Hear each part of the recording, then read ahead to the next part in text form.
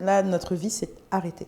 Ma vie, moi, en tant que sa maman, mais sa vie à lui aussi en tant que son papa.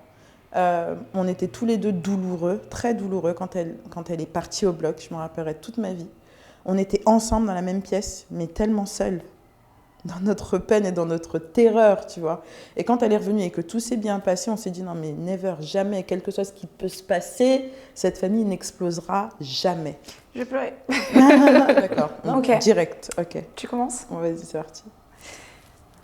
Alors, comment vas-tu vraiment en ce moment? Ah, ça commence fort. Vraiment, vraiment ou... Vraiment. Pour te dire vrai, j'ai passé une excellente journée hier. Parce que y a un photographe qui est venu à la maison pour shooter la maison, c'était trop bien. La journée aurait pu finir parfaitement, mais on a appris en fin de journée que la grand-mère de mon mari était décédée. Donc changement d'ambiance. Changement d'ambiance. Mon mari a craqué dans mes bras, devant nos filles. Donc ça a été dur. En plus de ça, il a fallu que je file à la réunion parents-prof de ma grande, donc laisser mon mari avec ma fille, la dernière, qui s'occupait de son père. Et quand on est rentré, c'est comme si rien ne s'était passé. Tu vois, moi je suis dans un couple mixte. Chez nous, quand quelqu'un meurt, tout de suite ça pleure, ça crie. Enfin voilà, il y a du monde. Tout de suite, tu es très très entouré. Et là, c'était très pudique. Très. On est triste, mais. On se voit dans quelques jours. Enfin, c'était assez compliqué pour moi à gérer. Je savais pas trop comment me positionner. Je savais pas s'il fallait que j'en fasse trop ou peu. Voilà, c'était très compliqué. Et ce matin, le photographe qui était là hier est revenu. Il arrive à 9h15. William a géré comme si de rien n'était, comme si on n'avait rien appris hier. J'ai dû partir à midi pour venir ici. Donc, dans quel état je suis, c'est très ambivalent. Je comprends. Voilà, c'est très ambivalent.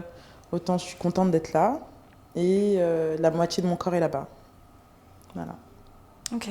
Que dire après ça? Voilà. Et toi? Physiquement, c'est très compliqué. Physiquement, c'est très très compliqué de gérer une grossesse avec un petit bout de 2 ans. Mhm. Donc j'ai mal, j'ai l'impression d'en avoir 70 alors que j'en ai 22. J'ai mal au dos, ouais. J'ai mal au dos, j'ai mal au ventre, j'ai mal aux articulations, j'ai mal. Mon corps a mal. Mon corps a mal, mais ça va. Ok. Bah, en tout cas, ça te va très bien la grossesse, c'est très belle. C'est gentil. Connexion. Comment ta relation de couple a-t-elle évolué après la naissance? Alors, nous, il faut savoir qu'on s'est rencontrés avec mon chéri et je suis tombée enceinte 1 mois après. Ok. Donc, en fait, notre relation, elle a fait on s'est construit en tant que couple, en tant que parents, en tant que personnes qui habitent ensemble, en tant que... Ah, vous avez tout fait ensemble. On a tout fait en même temps, on a tout fait ensemble. Donc, comment elle a évolué, ça n'a été qu'une succession d'évolutions, en fait. On n'a pas forcément vu les choses changer puisqu'on se découvrait encore. Et ça n'a fait que nous rapprocher plus l'un de l'autre. Il a le même âge que toi, ton mari? Non. Enfin, ton chéri? Il est plus âgé? Non, il est plus âgé, il a 50 plus que moi. Non, mais même, habituellement, les couples tels que les vôtres, qui ont un enfant en même temps qu'ils apprennent à se connaître, explosent. Et ouais, mais c'était une évidence. Ça a été une surprise, C'est bon, ça. mais ça a été vraiment, vraiment une évidence. Même si oui, comme tous les couples, comme tous les parents, comme tout le monde, comme toutes les relations, c'est parti. Voilà. Il y a eu des moments plus durs que d'autres, mais aujourd'hui, quand je vois les photos de quand j'étais enceinte de mon premier, je me dis, on était tout petits, on se connaissait presque pas et tout, on s'aimait déjà, mais il y avait quand même ce truc de, ça fait pas très longtemps qu'on est ensemble, quoi. Donc, c'est trop beau. Ouais, non, notre relation, elle a fait qu'évoluer dans le bon sens avec l'arrivée de ton Isaac, premier. ouais. Et avec l'arrivée du deuxième, encore mieux. Ouais, l'arrivée du deuxième, encore mieux, même si, bon, c'est un peu, on sait déjà, quoi. On sait déjà, donc on y prête un tout petit peu moins attention. Non, ma chérie, tu ne sais pas. Ah. Tu crois savoir, mais tu ne sais pas. Pourquoi ça a été différent pour l'arrivée de la première et de la deuxième? Ah ouais, c'est deux histoires qui ont des similitudes, mais vraiment différentes. Et c'est ça qui est bon, en fait. Elles ont combien d'années d'écart déjà? 5 ans. Ok. Elles sont grandes, hein, aujourd'hui, mais 5 ans d'écart. Et je pense qu'à chaque grossesse, à chaque naissance, à chaque enfant, son histoire. Et ouais. Donc, tu as ton cœur de parent qui s'agrandit comme ça. Bah, c'est justement ça, je me demande comment je vais faire. Ah, tu vas l'aimer autant que le premier. Souvent, on a peur de moins aimer. Moi, je sais que ma première, je l'aimais tellement, mais tellement, Marine, que j'avais peur de ne pas aimer le second de la même manière. Ben, en fin de compte, non. Tu l'aimes de la même manière, d'une manière aussi puissante, aussi forte. Vous ne partagez certes pas les mêmes choses, mais c'est tout aussi puissant. Ok, la relation avec ton chéri, du coup Donc j'ai 40 balais, je suis avec mon chéri depuis que j'ai l'âge de 20 ans. Donc on s'est rencontrés, nous avions 20 ans. Et ma fille aînée, donc Cerise, est arrivée quand j'étais âgée de 27 ans. Donc on a mis du temps. On a pris le temps de se connaître. On a pris le temps, nous, de s'apprécier, de s'apprivoiser. Et dis-toi que quand on a appris qu'on attendait un bébé, on n'était pas prêt. Du moins, on pensait qu'on n'était pas prêt. On se disait qu'on avait encore plein de choses à vivre. On était les premiers de notre bande de potes à avoir un bébé. C'était ultra flippant, mais ultra flippant. Même dans nos familles respectives, lui, c'est l'aîné de sa fratrie, moi pareil. On était les premiers. Enfin, c'était un chamboulement monstrueux. Moi, je n'avais pas forcément fini mes études encore, donc il a fallu que je les stoppe. Will, il venait de finir ses études, mais il n'avait pas encore trouvé de boulot. On avait trop peur. On avait peur, mais peur. Et au final, quand elle est arrivée, elle a tout assis. Ça nous a fait comprendre qu'avec un enfant, la vie ne s'arrêtait pas, au contraire, elle commençait. Et avec la seconde, encore plus. Surtout qu'avec la seconde, Salomé, elle a été opérée à 10 jours de naissance. Ah ouais, donc là, on a eu peur de la perdre. Là, notre vie s'est arrêtée. Ma vie, moi, en tant que sa maman, mais sa vie à lui aussi en tant que son papa. On était tous les deux douloureux, très douloureux quand elle est partie au bloc. Je me rappellerai toute ma vie. On était ensemble dans la même pièce, mais tellement seuls, dans notre peine et dans notre terreur, tu vois. Et quand elle est revenue et que tout s'est bien passé, on s'est dit non mais never, jamais, quel que soit ce qui peut se passer, cette famille n'explosera jamais. Je vais pleurer. Alors, quel était le moment le plus dur de ta grossesse et pourquoi? Ça a été ces moments d'anorexie que j'ai fait. Pour les deux, j'ai fait des moments d'anorexie. Pourquoi? Sans être anorexique avant, dans ton adolescence ou quoi? Je n'ai peur, jamais. Rien. Pourquoi? Je ne sais pas, mais je ne voulais pas manger, je mangeais, je ne sais pas pourquoi. Et ces anorexies, se sont arrêtées. Souvent, quand le gynéco sonnait... tirer la sonnette d'alarme, quoi. Genre là, Babette, tu veux pas continuer comme ça? Est-ce que déjà on va t'hospitaliser? Tu sais ce que c'est, une hospitalisation? Puisque de base, je suis infirmière aussi. Et l'enfant ne prend pas de poids. Donc, il va falloir y aller. Donc, souvent, les prises de poids s'effectuaient après 6 mois.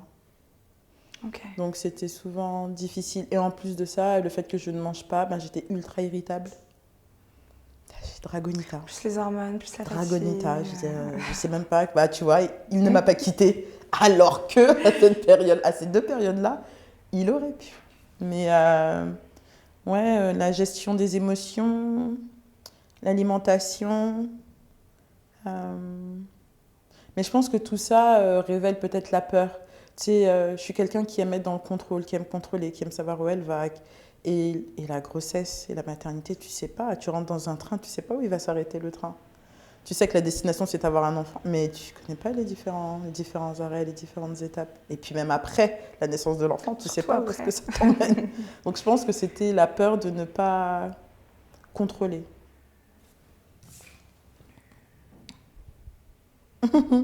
Raconte le premier jour où tu as été seule avec ton nouveau-né.